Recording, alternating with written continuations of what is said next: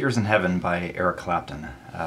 Beautiful song by Eric, and full of pretty interesting chords, actually. A lovely melody and some pretty interesting chords. The intro is pretty complicated. In some ways the intro is the most difficult part of the tune. It sort of establishes some things that come back, but some difficult techniques here. You can choose how much you want to take on. You can definitely play it pretty straight without some of the flourishes and make it a little bit easier. So right away, he starts with this little pickup, which I use a hammer on, like that. And it's a pretty quick, pretty quick movement from there to the C, to make the C chord. I usually use my middle and pinky, then use my ring finger to arrive at the C for the C chord. You could also do something like this. Play the G, then open A and hammer on. But the sound will be a little different as opposed to. Alright. So you could skip that and just start like that. Or if you want to do the pickup. Okay. Then the first thing is this little trill. That really is a part of the song. You could play it without. It would be a bit more of a mellower sound, but this, so you're hammering on first fret of the first string of the E string and landing on the first fret of the B string. It does come back throughout the song. It's sort of a signature, but you can play it without it. Like that. Or you can do it with it. Okay. And right after that, and I usually do this as a pull-off. You don't need to. You can also pluck it, but I usually do it like that. And I do this little fill, this little double stop on the third fret of the B and E strings, like that. Then moving on from that, you have to do a fairly big stretch, like that.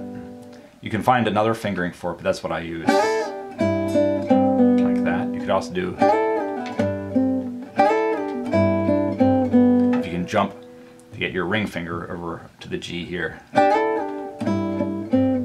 Like that. And the first of these interesting chords is, it's an F over A.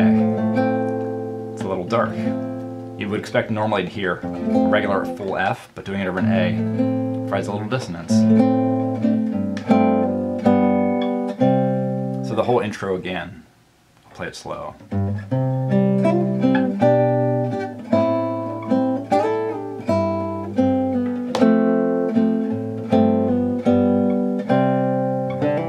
Yeah, and I do this as a hammer on, the C.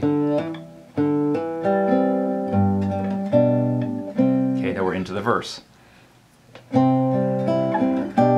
And here I'm doing this as a double stop with my pinky. If you don't want to do that, you don't have to. You can just do the melody note on the G string, on the E string. Or like I'm doing. Okay. And then here we're echoing the bass a bit. It's a little riff that the bass does. This hammer on.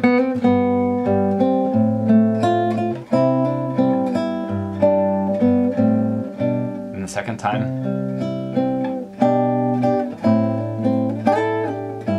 Doing that double stop again.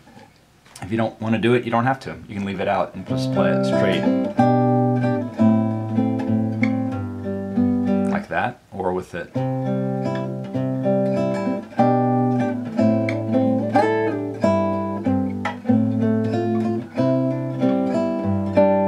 And then we're into the chorus.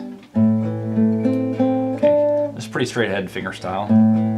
A minor, then this, which is basically in E major in inversion, and a G diminished. And this is an A7. And you don't get the whole chord, you just get enough to imply that it's an A7. You could do something like this, a big A7, but it's sort of a big stretch, so I just do, then walk up, another hammer on, or pull off, do that as a pull off. Like that.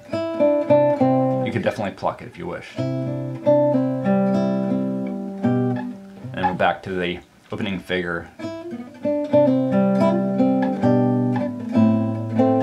And again, echoing the bass.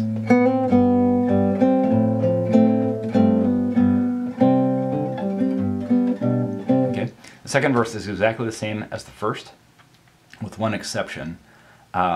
Instead of going to the C during the verse, so after the intro, and I do this again. The first time through, I went to a C. This time, I'm going to play it closer to the original recording, where it's over a G in the it's a C over a G in the bass. So.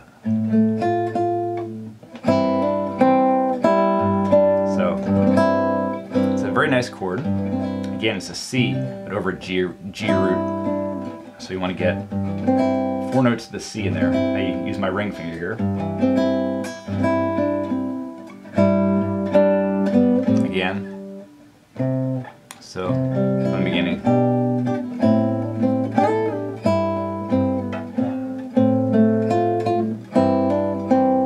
And hitting 4 notes there.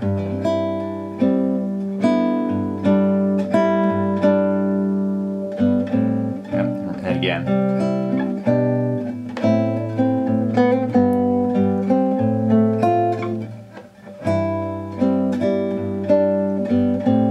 Okay, and we're back to the chorus. Now an octave up. This is just a E major. It's just a G minor.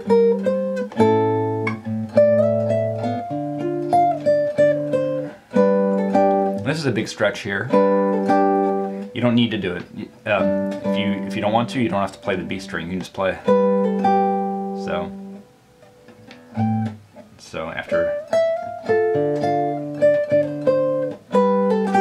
that's fine. Or you can do with that D on the B string, or just,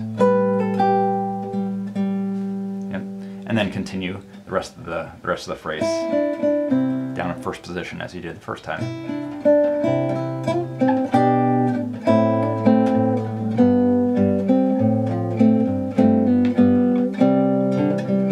Right into the bridge.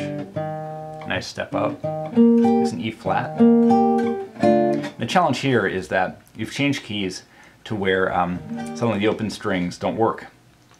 You can't play a B in this new key or it'll really stick out. So you have to be careful as you're switching between chords, not to let any open strings ring out.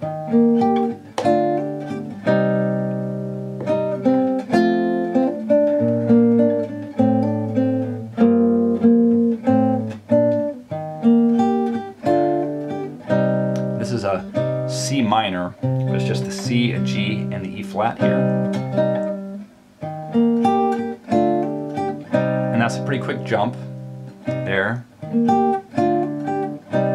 Pinky. You can see if you can find an alternate fingering. It's fine. And the F, the B flat. Then changing keys back. Right there. Now we're into the original key, into the solo. It's really a pedal guitar solo in the original song. So you want to change the feel of it a little bit. The notes are the same as the verse, basically.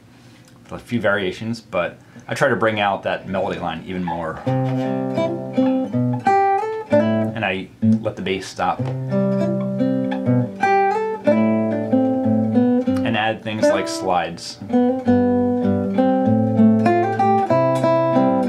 hammer-ons. Again.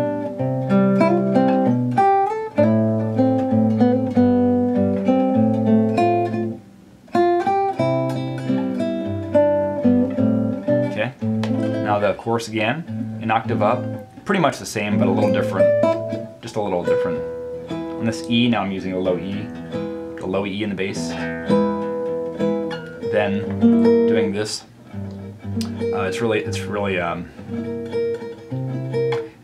C7 over G. There's a number of different ways to look at this, but I would call it that. And then A, then Now I'm using the bass note. Again, you can just go. And then dropping down there to the G in the bass.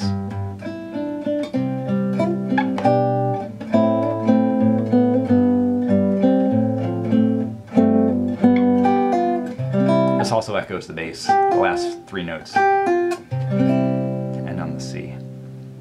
So a fairly tricky song, but there's a lot of ways you can make it a little bit easier. And the main thing is just let that beautiful melody just sing out. Let me know if you have any questions. Thanks for watching.